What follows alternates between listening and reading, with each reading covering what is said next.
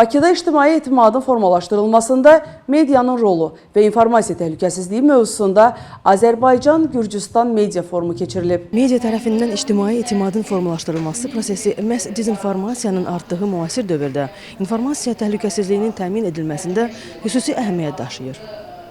Azərbaycanla Gürcüstan arasında strateji tərəfdaşlıq media sahəsində də öz dinamikasını göstərir.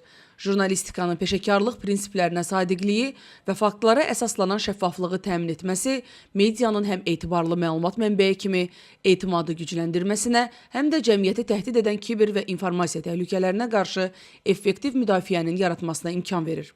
Ölkələrimiz arasındakı ilk belə formatlı beynəlxalq tədbirin açılış mərasimində Medianın İnkişaf Agentliyinin icraçı direktoru Əhməd İsmailov çıxış edərək qarşılıqlı informasiya mübadiləsinin sistemli şəkildə genişləndirilməsi, media subyektləri arasında etimadın möhkəmləndirilməsi və ortaq kommunikasiya gündəminin formalaşdırmasının regionda sabitlik və davamlı inkişaf baxımından xüsusi əhəmiyyət daşıdığını bildirib.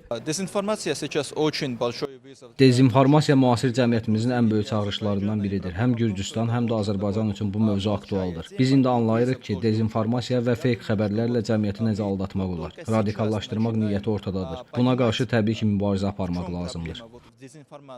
Rəqəmsallaşma və sosial media platformalarının sürətli inkişafı informasiya axınını xeyli intensivləşdirərək peşəkar medianın rolunu daha da artırır, informasiya təhlükəsizliyi siyasətinin daha effektiv şəkildə həyata keçirilməsini zəruri edir. Forum çərçivəsində birinci panel sessiya informasiya təhlükəsizliyinin təmini məqsədi ilə media ekosisteminin gücləndirilməsi mövzusuna həsr olunub. Audiovizual Şuranın aparat rəhbəri Fazil Novruzovun moderatorluq etdiyi paneldə ARB 24 telekanalının icraçı direktoru Radik İsmailov, Gürcüstanın Evrokrasi Formur Evro proqramının aparıcısı İona Şayşmelaşvili, medianın İnkişaf Agentliyinin hüquq şöbəsi müdürü Adil Tağıyev, Gürcüstanın İctimai Televiziyasının Rəngarəng Gürcüstan layihəsinin rəhbəri, jurnalist televiziya aparıcısı Ramilya Əliyeva spiker qismində çıxış ediblər. Düşünürəm ki, bu gün çox vacib bir gündür. Çünki biz media təhsili problemlərini müzakirə edirik. Bu günlərdə hamı üçün çox vacib məsələdir. Biz də bu tədbirdə media təşkilatı və elmi qurum kimi iştirak edirik. Və düşünürəm ki, biz birlikdə çox yaxşı təcrübə qazanacaq. İkinci panel sessiyada Agentliyin media dəstək layihələri, strateji planlaşdırma və informasiya texnologiya departamentinin direktoru Ləman İskəndərova, Qriqol Robakitse Universitetinin Humanitar və Sosial Elmlər Məktəbinin professoru, Multimedia Mərkəzinin rəhbəri Maya Paçkoriya, Bakı Dövlət Universitetinin Jurnalistika Fakültəsinin dekanı Vüqar Zifəroğlu, eləcə də Gürcüstanın Post TV telekanalının analitik qrupunun nümayəndəsi Giya Abaşidze çıxış edərək jurnalistlərin peşəkarlığının artırılması, cəmiyyətin media savadlılığının yüksəldilməsi və bu sahədəki tərəfli əməkdaşlığın rolu ilə bağlı fikirlərini bölüşüblər.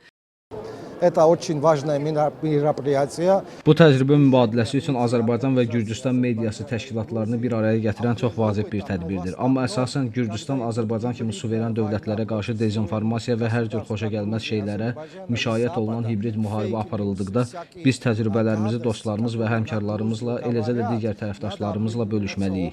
Çünki Gürcüstana qarşı bəzən alçaldıcı kampaniya aparılır. Mən sadəcə BBC-də dedim ki, güya bir il əvvəl nümayişçilərə qarşı kimyəvi silahdan istifadə etmişik və amma heç nə tapılmayıb. Buna görə də Gürcüstan və Azərbaycanla qarşı hibrid müharibələrə və saxta xəbərlərə yol verilməməlidir. Media, siyasətçilər və əlbəttə ki, siyasi elm üzrə alimlər və ekspertlər arasında çox sıx əməkdaşlıq yolu ilə bunun qarşısı alınmalıdır və bu konfrans həmin istiqamətdə çox vacib bir addımdır. Media forumunda 40-dan çox media nümayəndəsi və ekspert iştirak edib. Esmira Turan, Leyla Şirinova, Oktay Rəhimağoğlu, TV1.